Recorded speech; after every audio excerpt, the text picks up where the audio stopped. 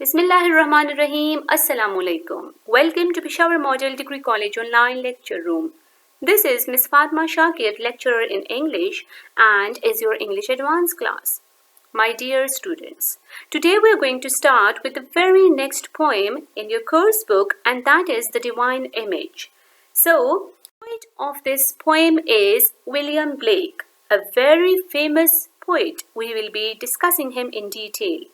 And the poem is titled as The Divine Image. The divine word, actually, what is divine? It actually means godly like. Something that is really belonging to godly like, right? So we will be discussing, you could say, symbolism here in this poem, and you will be coming up with each and every point, inshallah, in the next few minutes. Okay, about the poet, it begins with that he was an artist, and besides that, he was a craftsman as well, okay? He is a man who is really known for his religious mysticism, not related to Islam, right? According to their religion. And you will be finding symbolism in his poems a lot. There are different terms that he uses, and those are related to their religious background. Songs of Innocence and Song of Experience is the most famous, you could say, collection of songs, and this divine image is one of them, right? So this is a poem that is in front of you, where we come up with different things here. Now, what is the main essential point in this poem is that is this divine image is having few things that is really very important, and these words are repeated time and again. For example, mercy, pity, peace, and love. Now let's read the poem and then let's come up with what it means. Okay, so the first stanza begins with, to mercy, pity, peace, and love, all pray in their distress. Distress means when you are worried. And to these virtues of delight, return their thankfulness. For mercy, pity, peace, and love is God our Father dear, according to them, okay? And mercy, pity, peace, and love is man, his child and care. For mercy has a human heart, pity a human face, and love the human form divine, and peace the human dress. This is the most important stanza related to reference to context as well, and related to objectives as well, okay? So you're supposed to focus on this one. Then every man of every clime means climate, that prays in his distress, prays to the human form divine, love, mercy, pity, and peace. And all must love the human form. In heathen Turk or Jew, where mercy, love, and pity dwell, their God is dwelling too. Dwell means to live. Now we will be explaining each stanza, and we'll be coming up with the critical appreciation of this poem now, okay? So it begins like that. The poet is trying to tell us that mercy, pity, peace, and love, these are the essential qualities of God. When we are really upset, so then your personality automatically adopts these qualities.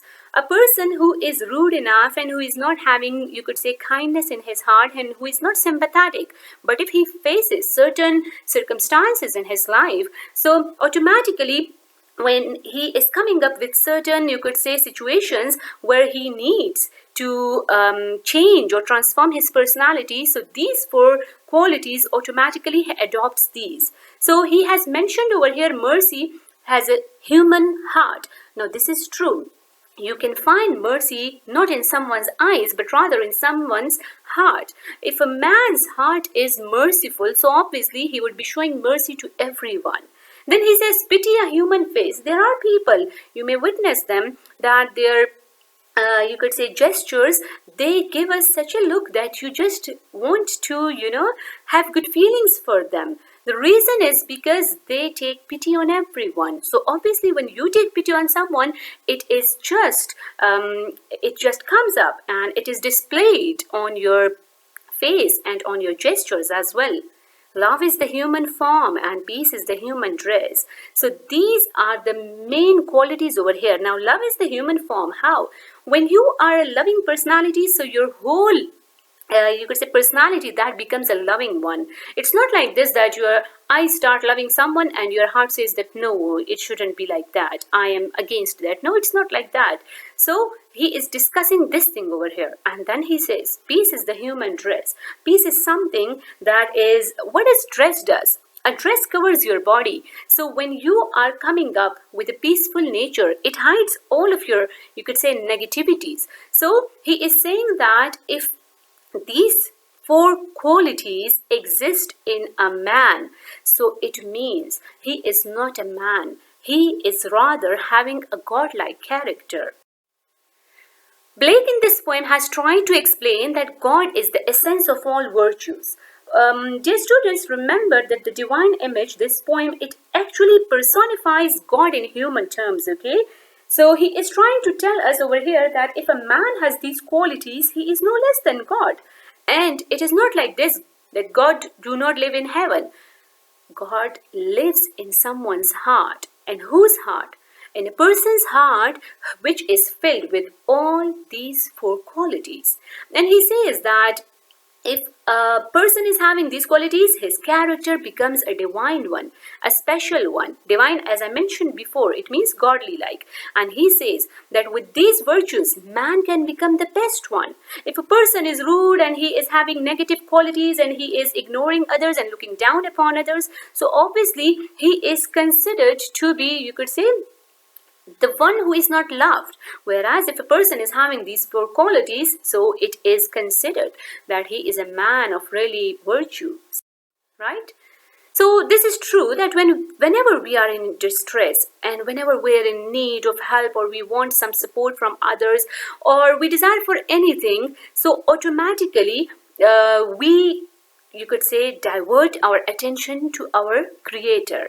So it is this thing that when we divert our attention to our Creator, we become a symbol of love, and we can face prosperity in our life. We become a person of wisdom, and then God is there to relieve all our pains, right? So this is what we find in the underlying patterns of all the mythologies of the world, not only in the Quran, rather in Bible and Vedas and all other myths of the world. It is written there that a human should be a human, and if he has these qualities, when he is really having pity and love and peace and mercy in his heart, so automatically that human does not remain a simple human, rather he becomes the most special one. This poem is a simple statement about the way human beings make their gods, right? And about, you could say, but actually it embodies the same human dreams and desires. So the four personified figures mentioned time and again in this lecture, these are actually going to get relief from distress, and these are actually going to give us courage. And while living in the world of imperfections, human beings create them, especially in the moments of distress. And this is true. You can never find a man who would be having all these four qualities at one time. He would be having three of them or two of them, or sometimes one of them, and sometimes none as well. So he's saying that it's true, whenever we face some problems, so at that time we automatically transform our personality, right? Okay. Now this poem is in ballad-like stanzas of 4 lines each, and the speaker is really describing his emotions over here. And there is also seriousness, okay? Although the words are really, they are simple, but as I mentioned before, that William Blake is known for his religious mysticism. So the repetition of the words, it shows like the hymn, it shows you that the person has given the quality of hymn. Now what is hymn? In Urdu, it is termed as hamd, right? So this is all about that. Okay, so I hope it has really removed every misconception that was there in your mind, and it would have helped you in understanding and in writing as well. If I assign you a task, and that task would be that you are supposed to write the 4 qualities that are discussed in this poem, and besides that, what is the theme of this poem according to you, right? So this was it. Thank you so much.